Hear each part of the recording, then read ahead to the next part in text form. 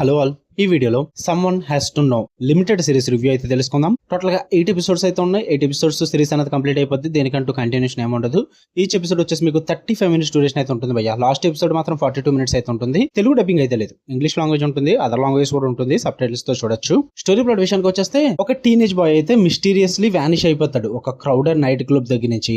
దాని తర్వాత వాళ్ళ మదర్ అండ్ ఒక డిటెక్టివ్ కలిపి ఆ మిస్టీరియస్ కేసుని ఎలా అన్కవర్ చేశారు, అసలు ఆ అబ్బాయికి ఏమైంది అన్నది మీరు ఈ సిరీస్ లో అయితే చూడడం అయితే జరుగుతుంది. అండ్ ఈ సిరీస్ వచ్చేసి బేస్డ్ ఆన్ ట్రూ ఇన్సిడెంట్స్ మీద ఇన్స్పైర్ అయితే తీయడం అయితే జరిగింది. ఇక ఓవరాల్ గా ఈ సిరీస్ నాకు ఎలా అనిపించింది అంటే నాకేం వర్కౌట్ అవ్వలేదు భయ్యా. నాకు అస్సలు వర్కౌట్ అవ్వలేదు, నచ్చలేదు నాకైతే. ఇంకెన్ని తీస్తారు ఇలాంటి సిరీస్లు? ఇఫ్ ఇన్ కేస్ ఏమన్నా ట్రూ ఇన్సిడెంట్స్ తీయడంలో తప్పులేదు, బట్ ఆ ట్రూ ఇన్సిడెంట్స్ లో ఏమన్నా కొంచెం ట్విస్ట్లు గానీ, ఏదో అదిరిపోయే స్టోరీ గానీ ఏదన్నా ఉంటేనే తీయండిరా. ఒక అబ్బాయి మిస్ అవ్వడం, తన గురించి అందరూ వెతకడం, మదర్ ఎమోషనల్ ఫీల్ అవడం, ఈ న్యూస్ పేపర్ లోనూ కూడా చూస్తాం, అండ్ టీవీస్ లో కూడా చూస్తాం. ఏముంది ఇందులో కొత్తగా మీరు సిరీస్ గా తీసి మాకు చూపించడానికి? ఆ కేసు ఏమన్నా మార్క్స్ మీద జరిగిందా మాకు తెలియకపోవడానికి? మీరు సిరీస్ గా తీసి మాకు చూపించడానికి? భూమి మీద కదా జరిగింది.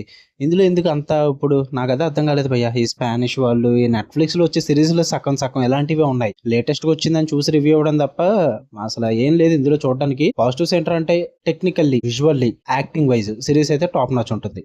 వీటి పరంగా నేను ఏ పేరు పెట్టను, అసలు ఏం మాట్లాడను.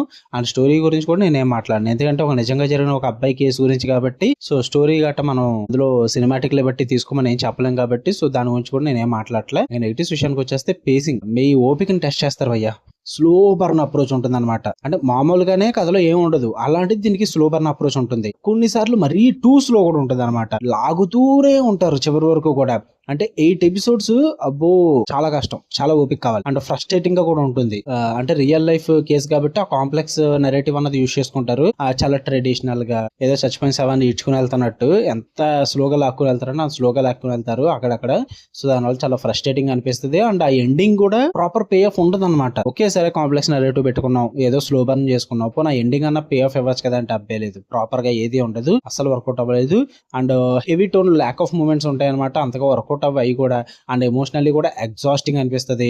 ప్యూర్ ఎంటర్టైన్మెంట్ పర్పస్ కోసం, పోనీ యాక్షన్ కోసం, పోనీ థ్రిల్ కోసం, క్రైమ్ ఇన్వెస్టిగేషన్ కోసం, ఎలాంటి ఆస్పెక్ట్స్ కోసం మీరు చూస్తున్నట్లయితే అసలు ఏది వర్కౌట్ అవ్వదు. సో పక్కన పెట్టచ్చు. మీరు దానికోసం కూడా చూస్తున్నట్లయితే జస్ట్ ఎవరికి వర్కౌట్ అవ్వచ్చు అంటే గనక ఒక రియల్ లైఫ్ ట్రాజడీ ఆ పేషెన్స్ గా చూసే హోప్ కొంది, అది కూడా డీప్ సైకలాజికల్ గా ఏమైనా టెన్షన్ క్రియేట్ చేసే ఆప్షన్స్ ఉంటాయి గనక మేము చూస్తాము అనుకుంటే చూసుకోవచ్చు భయ్య. ట్రూ క్రైమ్ అడాప్టేషన్స్ ఇష్టపడే వాళ్ళు చాలా మంది ఉంటారు, అది కూడా స్లో బర్న్ టేకింగ్ తోటి. సో వాళ్ళకైతే నచ్చుద్ది. చూద్దాం అనుకుంటే ట్రై చేయండి. మీ ఇష్టం భయ్య. మీకు కన్నా వీడియో నచ్చితే లైక్ చేయండి, షేర్ చేయండి, మీ ఒపీనియన్స్ కూడా కామెంట్ చేయండి. ఛానల్ ఖచ్చితంగా సబ్స్క్రైబ్ చేసుకోండి మర్చిపోకండి. మళ్ళీ నెక్స్ట్ వీడియోలో కలుద్దాం. అంటే దాని లవ్ యూ ఆల్, బాయ్.